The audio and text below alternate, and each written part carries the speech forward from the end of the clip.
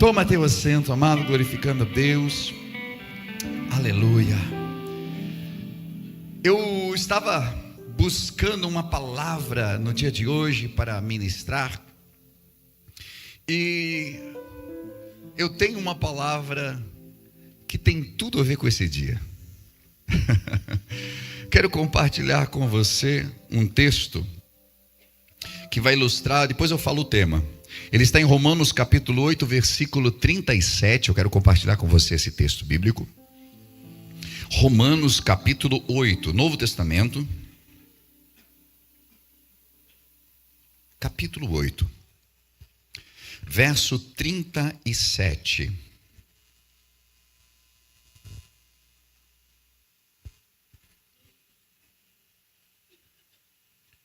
Aleluia.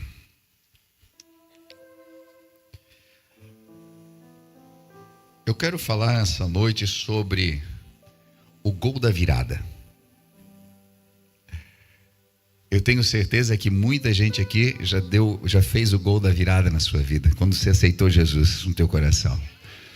Você estava perdendo o jogo, você estava perdendo teu casamento, você estava perdendo sua vida, mas aí entrou o artilheiro, entrou a pessoa certa na sua vida e fez o gol da virada. Romanos 8,37 diz assim: mas em todas estas coisas somos mais do que vencedores por aquele que nos amou. Amém, queridos? Só esse texto aqui. Em todas essas coisas nós somos mais do que vencedores por aquele que nos amou.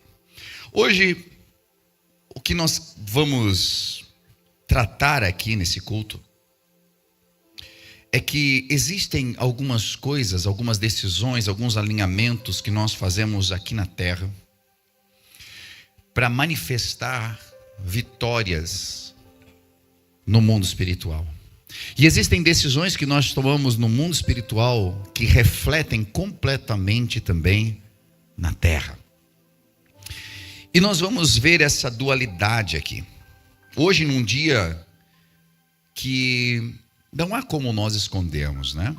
O Brasil, em momentos como esse, e hoje em dia nem tanto quanto um dia já foi, em jogos da seleção, as ruas ficavam desertas, as pessoas todas na frente de um televisor, acompanhando, as conversas do dia giravam em torno das escalações, de como ia ser para que esse time viesse a fazer classificação. E as pessoas sofrem, as pessoas vibram, as pessoas comemoram, e tudo gira em torno disso. E existe um porquê disso. Conosco é o futebol, em outros países talvez seja algum outro esporte, mas é fato que dentro do ser humano sempre há um desejo de vencer, de se sobressair ao outro. E isso é uma coisa humana, isso é uma coisa comum de acontecer. Ninguém entra em campo para perder e ninguém sonha com derrota. Nós sonhamos com a vitória em todas as áreas da nossa vida. Ninguém treina para fracassar. As pessoas treinam para ter sucesso. Elas ensaiam para sair perfeito. Ou pelo menos deveria ser assim. Há aqueles que são tão autoconfiantes que muitas vezes não treinam, não ensaiam, e na sua apresentação, a sua performance não é boa. E entenda, eu coloco algumas palavras aqui, mas nós podemos colocar isso, encaixar isso em várias áreas da nossa vida. Talvez por isso, e falando a respeito disso, principalmente para nós brasileiros, quando nós falamos a respeito de gol, parece que isso é quando nós acertamos algo, nós fazemos uma referência aí marcou um gol. Por quê? Porque acertou. A palavra gol vem do inglês, né? Goal, que significa meta, objetivo e alvo. E para um jogo, todo ser humano está correndo aqui atrás de algum gol. Assim como num jogo normal, eles querem fazer o gol, isso é a meta e o objetivo. Nós, como seres humanos, também temos um goal, um objetivo, uma meta, algo que nós queremos alcançar. Nós corremos para isso. Você tem alguns sonhos, alguns desejos, você tem algumas aspirações, existem umas motivações, e isso conduz você a querer chegar nessa meta. E isso é uma analogia perfeita para aquilo que nós fazemos. Alguns querem conquistar uma carreira, outros querem salvar um casamento, outros querem vencer uma enfermidade, ou alguns outros, no maior desespero, querem sobreviver pelo menos a semana. Cada semana a meta é conseguir chegar ao final dela. Existem estágios e existem fases para cada um de nós. Não sei qual é o seu objetivo, mas é fato que existe dentro dessa batalha que nós estamos, dentro desse jogo que nós estamos, existe algo que é invisível aos nossos olhos. Por quê eu digo isso? Porque a Bíblia revela que existem dois campos. E isso aqui, muito antes de nós termos ciência, falando a respeito de como o cérebro humano processa as coisas, a Bíblia já dizia de que existem dois campos. Um campo natural e um campo espiritual. No campo natural a gente toma decisões, no campo espiritual existem forças tentando influenciar as nossas decisões. Existe uma guerra acontecendo, e é uma guerra entre a carne e o espírito. Veja, dentro desses dois campos, o campo humano, há algumas coisas que só nós podemos fazer. Deus não vai estudar por você. Deus não vai trabalhar por você no teu trabalho para que você ganhe o seu salário. Existem coisas que só você pode fazer. Não adianta você vir ao altar e dizer: Senhor, pede perdão lá para fulano por mim. Deus não vai fazer. Tem coisas que você precisa fazer. Existe o campo natural. E dentro do campo natural a responsabilidade é sua. As decisões são terrenas, são suas. E cada uma dessas decisões vão gerar alguma coisa.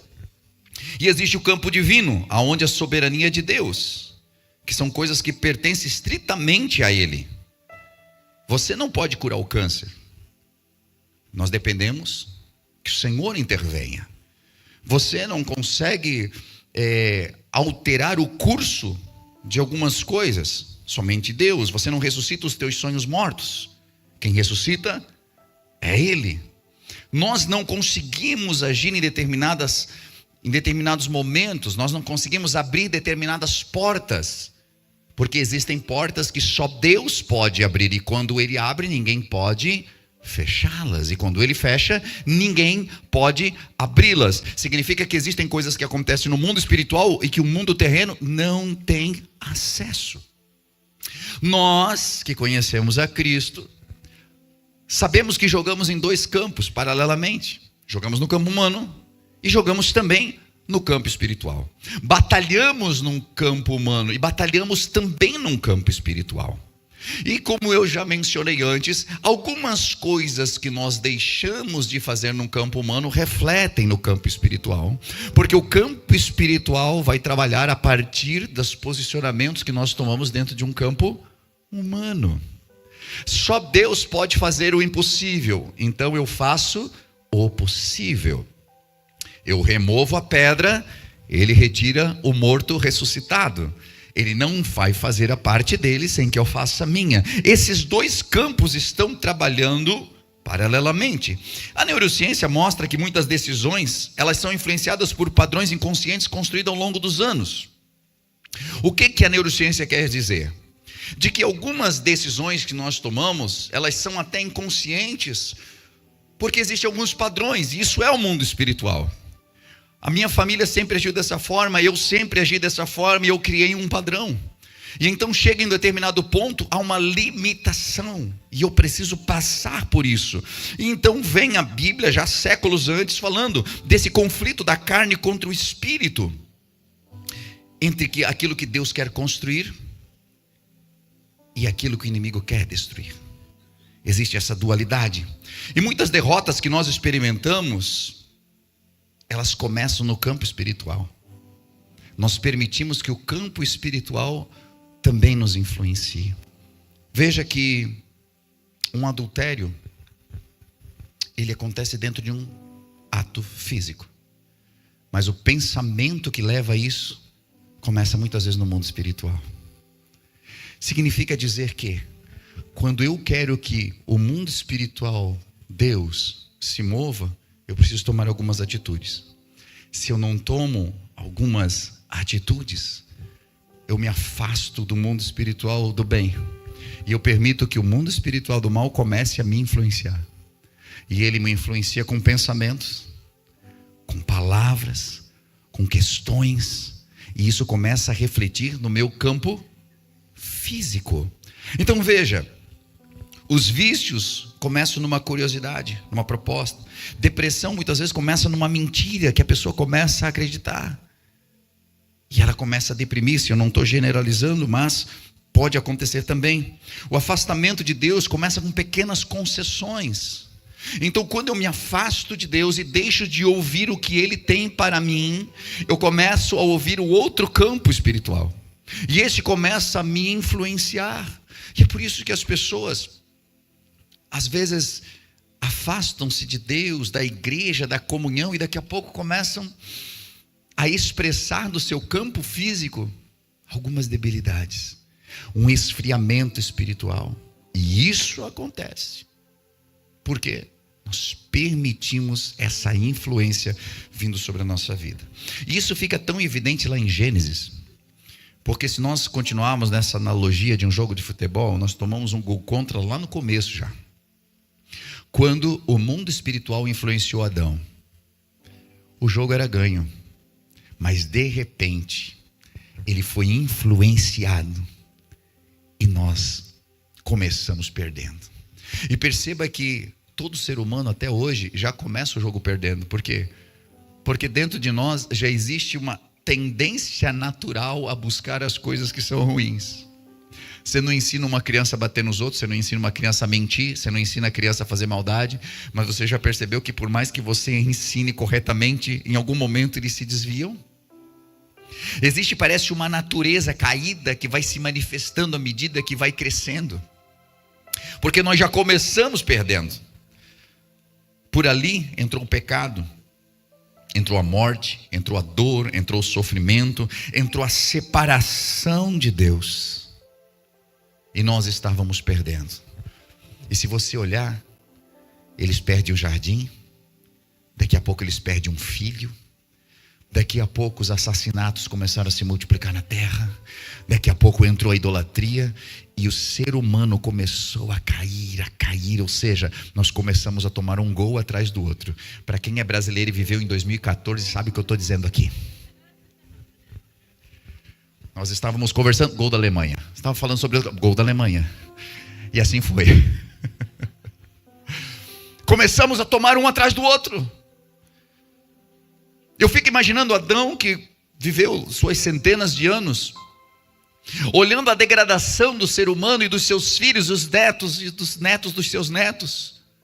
E quanto mais os assassinatos aconteciam, quanto mais eles se afastavam de Deus, eu fico imaginando este homem, pensando, como eu pude causar tudo isso? Minha decisão trouxe isso. E então parecia que o jogo estava perdido, que nós íamos tomar uma goleada histórica. Mas existiu uma promessa.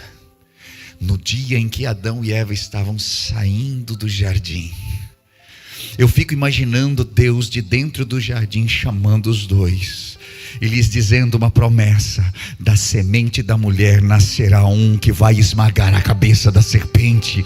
Aquele que hoje humilhou vocês será humilhado eternamente, porque a minha promessa vai cumprir-se. Aleluia. E sabe o que acontece? A Bíblia diz que na plenitude dos tempos, olha, eu fico imaginando dentro dessa analogia, Deus como um técnico chamando o seu filho e dizendo assim: vai lá, porque chegou a hora de você entrar. E Jesus entrando e deixando a sua vida em campo.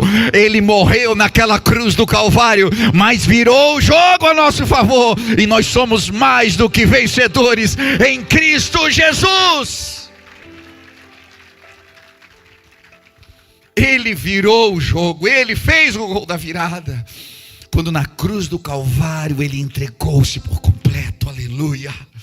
E então já não importa mais quem vai ser campeão de Copa do Mundo, não importa mais jogo, não importa mais nada. O que importa é que eu e você temos uma chance de vencer. Nós temos uma chance de ter um encontro com Deus lá na eternidade. Nós temos a chance de ter a nossa vida transformada nessa terra, porque Ele decidiu entrar em campo. Agora tem uma coisa: quando o Senhor entra, nós começamos a vencer. Mas talvez você já percebeu que quando nós achamos que somos bons, a gente tira Jesus de campo, diz assim: vem cá, vem cá, vem cá, está dando muito show, vem cá, senta aí, deixa eu mostrar o meu talento. Porque às vezes a gente é tão tolo que a gente quer mostrar o nosso talento, e nós começamos a decidir, nós começamos a querer mostrar jogo, nós queremos mostrar que nós também sabemos.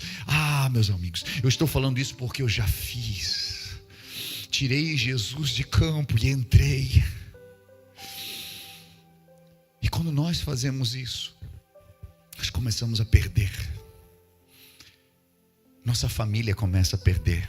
Nossas finanças começam a perder.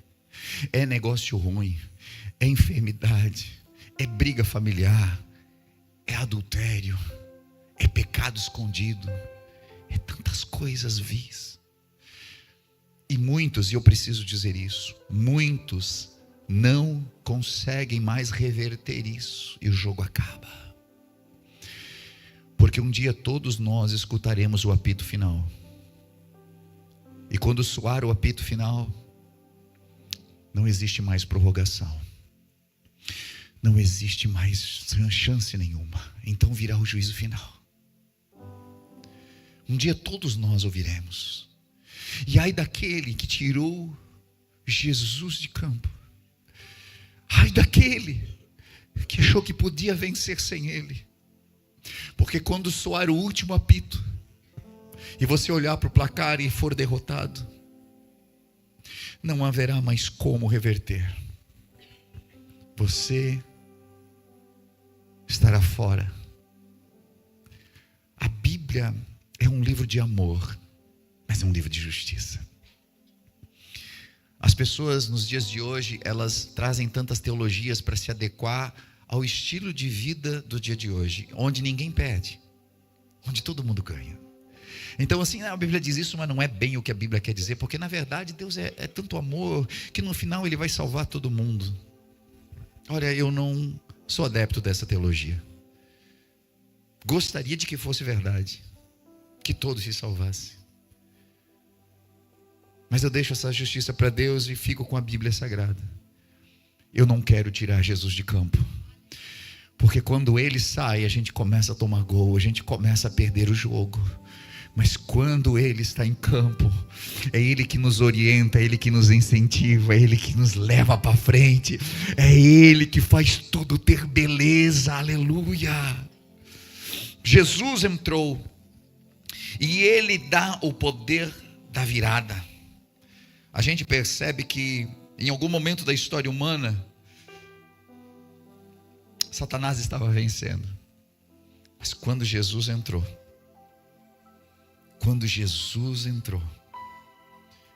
e entregou a sua vida na cruz do Calvário, eu não sei como é que foi a ação no mundo, a ação maligna no mundo.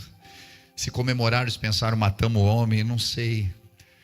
Há uma parte da teologia que diz que o inferno tremeu de medo porque sabia que a morte dele estava predestinada para que assim fosse, e isso seria o sinal da vitória. Outros dizem que eles comemoraram e pensaram: ele não conseguiu reagir à morte, então nós acabamos com ele, Deus vai ter que mandar outro. O fato é que ao terceiro dia, quando Ele ressuscita, a vitória é sagrada, a vitória chegou por completo, aleluia. O nosso Cristo não ficou preso na morte, Ele ressuscitou, bendito seja o seu nome. E essa virada, meus amigos, ela traz pelo menos 3 áreas de restauração na nossa vida. Primeiro, no campo de saúde física e emocional. Quando Ele entrega-se na cruz, Quando Ele entra em ação na nossa vida, e quando hoje nós abrimos o nosso coração e recebemos Jesus, Ele entra no campo da saúde física e emocional, e Ele muda a nossa história. Isso está registrado em Isaías, no capítulo 53, versículos 4 e 5, quando diz que certamente Ele tomou sobre si as nossas enfermidades, e sobre si levou as nossas doenças, pelas suas pisaduras nós fomos sarados. Quando a palavra do Senhor diz isso, está falando de que a ação de Deus, ela traz cura para a nossa emoção, ela traz cura para o nosso físico também, aleluia. As áreas de restaurações que acontecem quando Jesus entra em ação, elas são amplas. Jesus cura uma outra área. Nas nossas situações de queda ou de fracasso, Ele entra com providência também, porque talvez nós tenhamos cometido erros na vida, no nosso passado, nós tenhamos cometido erros talvez até recentemente, que nos levou a uma queda feia, que nos levou a um fracasso que nós temos até vergonha. Mas olha o que a Bíblia diz em Miqueias, no capítulo 7 e no versículo de número 8: não se alegre a minha inimiga com a minha desgraça, embora eu tenha caído, eu me levantarei. Embora eu esteja morando em trevas, o Senhor será a minha luz. Essa é a esperança para quem aceitou Jesus no seu coração. Essa é a esperança para quem trouxe Cristo para dentro do seu jogo. Ainda que eu tenha caído, aleluia, eu me levantarei. A Bíblia Sagrada diz: o justo cairá 7 vezes e o Senhor o levantará. Ainda que eu esteja morando em trevas, Ele será a minha luz. Não importa a situação que você esteja vivendo hoje. Talvez você chegou cabisbaixo pensando: não, mas a quantidade de coisas erradas que eu já fiz na vida. Ele quer mudar a tua história hoje. Ele quer ser a luz que vai encaminhar você para longe de toda esta situação. Mas talvez você esteja numa ausência completa de esperança. Você olha para o teu casamento, para os seus projetos, para os seus sonhos, e diz: não tem como vencer, não tem como avançar, eu não sei mais o que fazer. E eu me apego a um versículo que está no livro de Jó, no capítulo 14, nos versículos 7 em diante, quando ele diz: para a árvore pelo menos há esperança, se cortada, torna a brotar, e os seus novos ramos vingam, as suas raízes poderão envelhecer no solo, e o seu tronco morrer no chão. Ainda assim, com cheiro de água ela brotará, e dará ramos como se fosse uma muda plantada. Sabe o que quer dizer esse texto? Que ainda que você esteja como uma árvore caída, ainda que o seu tronco esteja no chão, você se sente como uma árvore derrubada, ao cheiro das águas, ou seja, ao cheiro do Espírito Santo de Deus que está nesse lugar, ela vai lançar ramos novos e vai se levantar do chão. Você vai se levantar do chão, Deus vai te levantar de novo. Ainda que alguém olhou e disse assim: esse aqui está cortado, essa aqui não tem mais jeito, esse aqui morreu, Deus vai ressuscitar os seus sonhos de novo. A esperança, porque o primeiro versículo que nós lemos hoje diz que nós somos mais do que vencedores.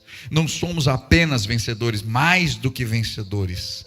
Um vencedor, ele ganha batalhas, mas alguém que é mais do que vencedor é alguém que já entra na batalha sabendo da vitória. Mais do que vencedor não significa que não terá luta, mas você sabe que no meio das lutas você não será vencido, porque o Senhor já garantiu essa vitória. E isso é o que precisa estar na nossa mente para que a gente continue avançando. Porque eu estou falando para pessoas que estão tendo lutas reais. Eu sei que você tem lutas reais, que tem desafios reais. Você: o pastor não sabe o que eu estou vivendo. Que eu não preciso saber para entender de que é real. O que você está vivendo é desafiador, e é difícil, e tem noites de choro, e tem momentos de dor, e tem momentos de desespero. Mas se você continuar lutando, Existe um versículo aqui dizendo para você de que você já é mais do que vencedor. Se você não desistir, você já é mais do que vencedor. Por quê? Porque em algum momento o que vai cumprir-se é a palavra que diz: resistir ao diabo e ele fugirá de vós. É na resistência, é na permanência, é na perseverança, é na resiliência, é em dizer: eu não vou desistir, ainda que seja para morrer aqui, mas a minha posição está firmada no Senhor, eu não vou afastar meus pés. E tem outra coisa: Jesus não sai do meu lado não, Ele vai continuar no campo comigo, vai continuar no campo. É quando você diz: não vou parar, mas pastor, está doendo, eu não estou mais aguentando, dói demais, eu estou me arrastando em campo. Continue. E aqui eu faço referência eu poderia fazer referência de vários momentos em que seres humanos tiveram assim superação. Mas eu estava assistindo a um jogo de futebol, e eu não vou mencionar qual e nem que jogador, mas eu estava assistindo a um jogo. E para falar bem a verdade, eu nem sou assim um fã do tal jogador, mas é fato de que aquele dia falou muito comigo. Deus fala das diversas formas que Ele quiser. Eu estava assistindo aquele jogo e o time para o qual eu torcia estava perdendo, e de repente aquele jogador toma uma trombada muito forte, ele cai no chão com dores, e era realmente, a gente quando fala de jogador a gente tem que tomar um cuidado, né? Porque qualquer coisa que encosta parece que eles vão morrer. Mas não, ele tomou uma trombada violenta mesmo, e ele estava com muita dor. E o parceiro chegou e disse: levanta. E ele dizia: não dá. Dava para fazer a leitura: não dá. E aquele outro pegou nas mãos dele e disse: levanta, vamos até o fim. Levanta. E ele puxou, e aquilo chamou minha atenção. E aquele que levou a trombada, ele foi, porque era uma falta, eles iam cobrar para dentro da área.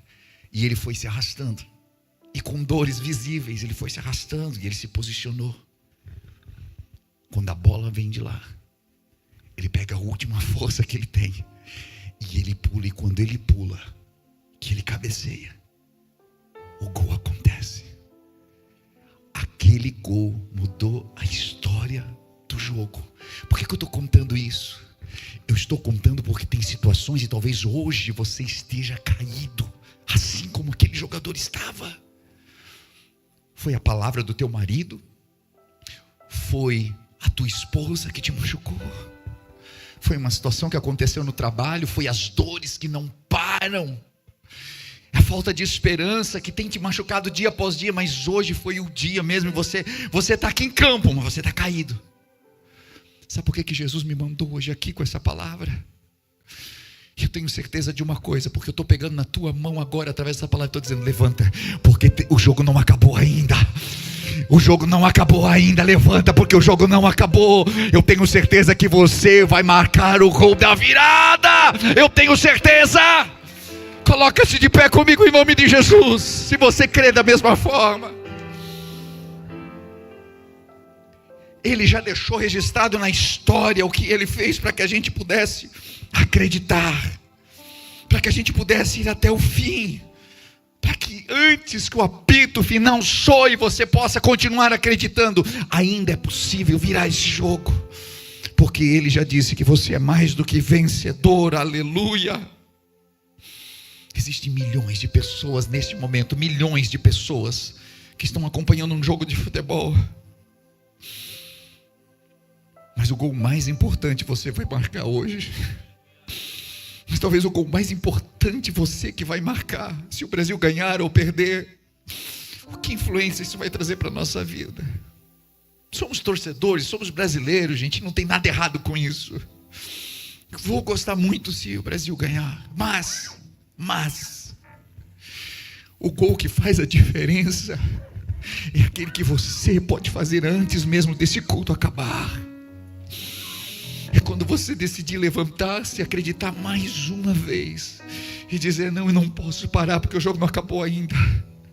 Ela não saiu de casa ainda, ele não saiu de casa ainda, eu ainda estou no trabalho.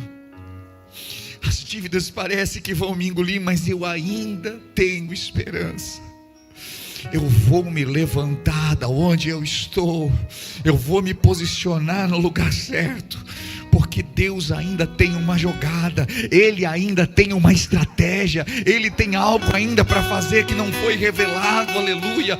E hoje pode ser o gol da reconciliação com Deus, o gol do perdão, da restauração, o gol da cura, o gol do propósito, aleluia. Jesus não apenas abriu uma oportunidade, Ele escancarou um caminho, aleluia, quando Ele entregou a sua vida na cruz do Calvário. Por isso que nós temos esperança. Nós não estamos sozinhos nesse campo, nós não estamos sozinhos nessa batalha. O mesmo Cristo que venceu a morte joga do nosso lado, e é por isso que, independente de placar que a vida esteja mostrando hoje, nós vamos declarar com fé: em todas estas coisas somos mais do que vencedores por aquele que nos amou. Por mais que pareça que a esperança já não existe, somos mais do que vencedores. Eu acredito até o apito final. Eu vou acreditar, porque o jogo não acabou, e eu quero declarar isso sobre a sua vida também. Aonde você estiver agora, talvez em algum momento você pediu para Jesus sentar no banco, você tirou ele.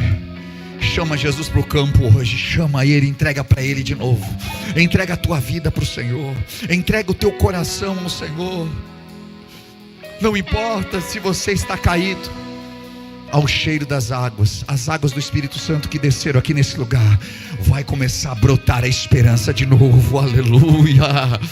Bendito seja o nome do Senhor. Pastor, mas eu estou caído. Então eu pego nas tuas mãos agora pela fé e te digo: levanta-te, levanta-te, porque você ainda tem uma função muito importante. Existe algo importante para acontecer. Coloca a mão do teu coração aí onde você está. Aleluia. Espírito Santo de Deus, nós declaramos sobre essas vidas agora, Senhor, uma força que Ele já não tem mais. Nós declaramos, Senhor, em oração e em intercessão, de que a esperança volte a bater, de que aquilo que parecia impossível venha a acontecer. Nós queremos declarar sobre a família, nós queremos declarar no casamento, nós queremos sobre o trabalho, nós queremos declarar sobre, Senhor, a enfermidade, que ela será vencida e ela não vencerá esse jogo. Nós queremos declarar que o adultério não vai vencer, nós queremos declarar que o pecado não vai vencer, nós queremos declarar, Senhor, que a frieza espiritual não vai vencer, mas declaramos no nome santo de Jesus: o Senhor é o teu Deus e Ele já declarou a sua vitória. Receba isso e ore em nome de Jesus.